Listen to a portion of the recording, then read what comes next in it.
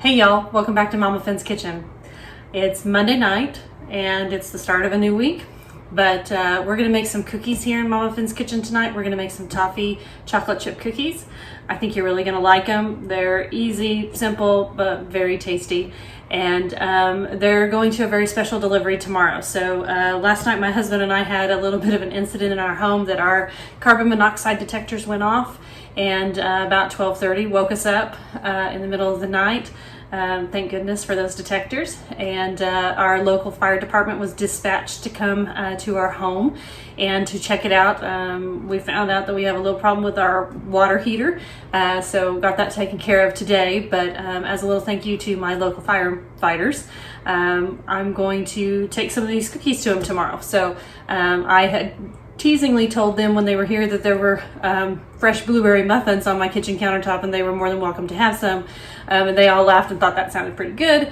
And then I said I could just make you a pan of cinnamon rolls or something and bring them down to the fire station. And they were all on board with that. So for coming out in the middle of the night and staying until the wee hours of the morning to make sure our home was safe for us to stay till about 1 o'clock in the morning till we got the all clear. I'm going to make them cinnamon rolls tomorrow, but I thought, along with the cinnamon rolls, I'd take them some cookies. So we're going to make some toffee chocolate chip cookies this evening, and come along for the ride. I think you'll really like them. They're tasty-licious, and like I said, they're going to a special place. So we're going to start with 2 sticks of butter, and I've got them nice and softened to room temperature.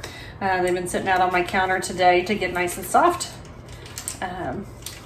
To cream in here. So we're going to put 2 sticks of butter down into our mixer. I like to use unsalted butter because I like, especially in baking, because I like to control my own butter. But if you don't have unsalted butter and all you have laying around is just regular butter, go for it. It's not going to hurt a thing. So along with our cast of characters, while I'm putting this butter in, I want to talk to you a little bit about all the things that we're going to put in here. So we have, like I said, 2 sticks of butter, which is 1 cup, because each stick is half a cup. So 1 cup of butter, and then I want you to get together and have assembled 3/4 of a cup of white sugar. So we've got 3/4 cup white sugar here. We want 1 cup of packed light brown sugar. Then you're going to need 2 eggs. Can't see them there, 2 eggs. And then we want some vanilla, some teaspoon of vanilla, and like always, this is Vain vanilla. This happens to be their baker's blend. I love this for baking. It's got a great flavor. Vain is my favorite vanilla supplier out of Kansas City, but their baker's blend is really fantastic, and I think you'll like it too. Then you're gonna need 3 cups of flour, just all-purpose flour. I want you to get 1 teaspoon of salt and 1.5 teaspoons of baking soda. And then you're going to need whatever type of chocolate chip that you want. In this instance, like I said, we're going to make toffee chocolate chip. So I've got some little of the mini chocolate chips here, semi-sweet. And then I've got some Heath bar pieces that are the toffee covered in chocolate. These are going to go down in there too. So we've already got our butter in here. So we want to start creaming that butter in our mixer. And once you cream this butter, we're going to add the white sugar. Doesn't take long to cream that butter since it's nice and soft at room temperature. So we're going to throw the white sugar in with it.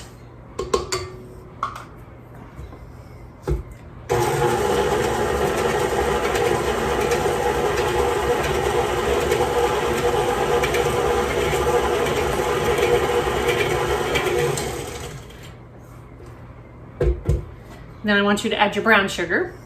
Right now, our butter and white sugar mixture looks like that. We want to add in our brown sugar. Like I said, you want to do packed brown sugar. And what that means is when you've got your brown sugar in the bag, just pack that sugar right down into the cup, push it in real hard.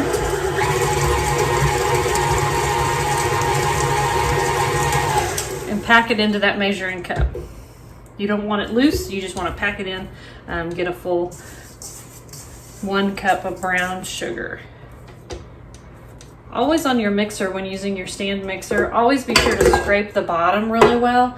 It seems inevitably with any stand mixer, there's an area in the very bottom here that doesn't get mixed very well with the paddle. So I always just give it kind of a little scoop around. But that's what we're looking like now with our white sugar and our brown sugar in the mix. So go ahead and add your salt and your baking soda. into the bowl.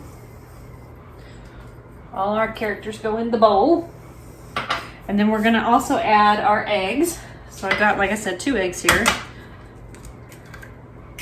Oh no. Just 2 eggs into the bowl.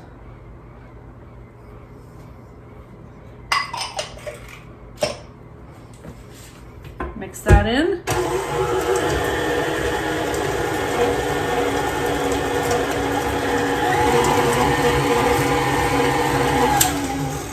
Put in a generous teaspoon of vanilla. Like I said, I love vein vanilla.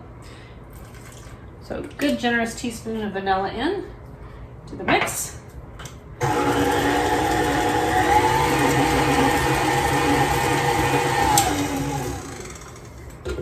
And see how velvety and ribbony this looks right now? It's fantastic. Wunderbar. I'll show you. I mean, this is delightful. But you can see it's not runny, but it has a scoopable consistency right at the moment. Okay. So we're gonna add our flour. These come together really quick. I want you to put in about half your flour. It's about 1.5 cups. Just like I said, all-purpose flour.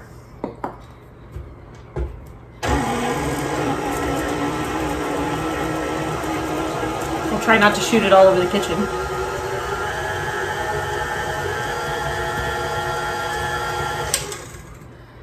Starting to see our batter kind of come together here. Then we're going to add in the rest of the flour.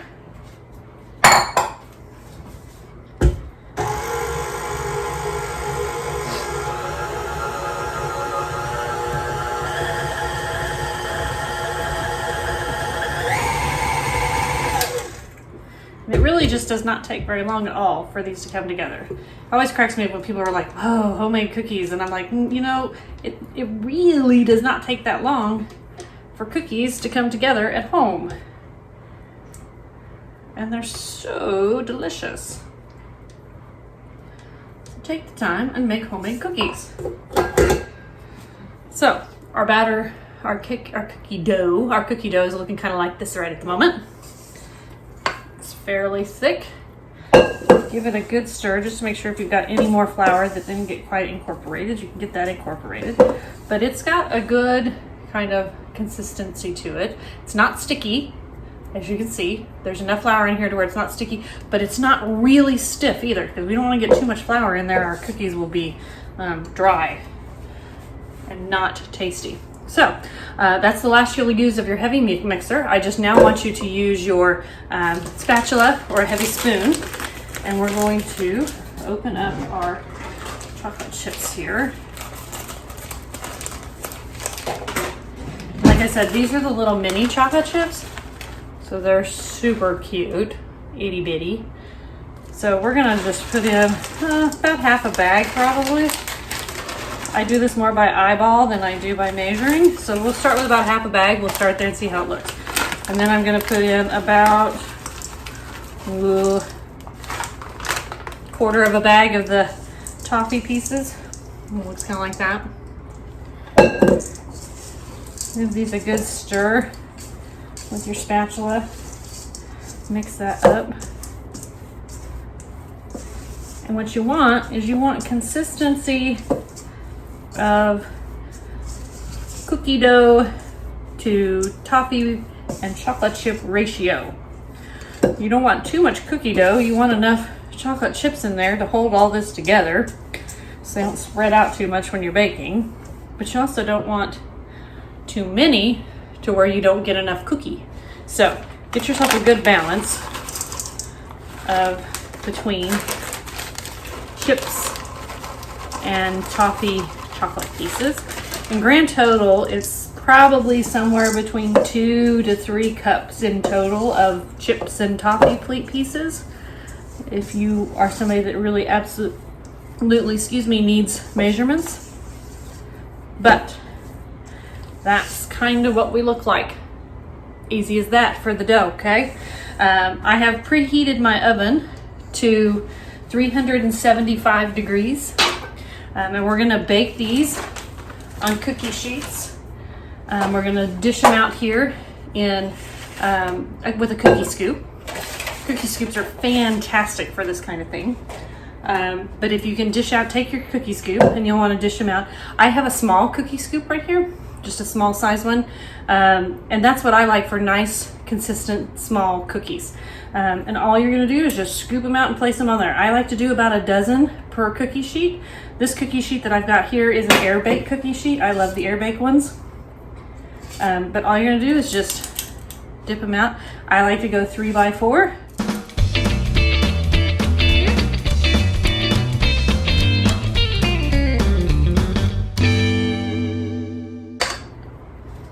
Something like that. Make sure they're evenly spaced.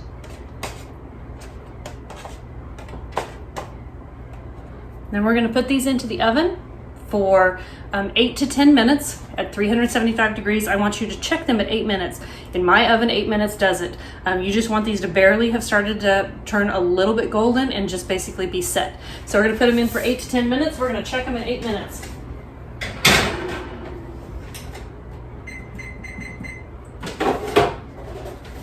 I did Pam the cookie sheets. I did spray them, just in case you're wondering.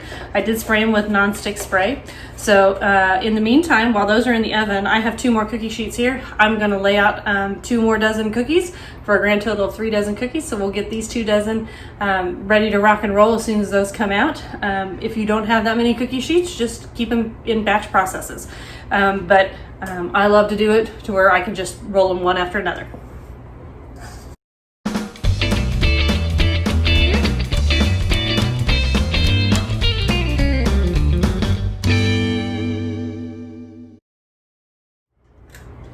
Hey y'all, welcome back.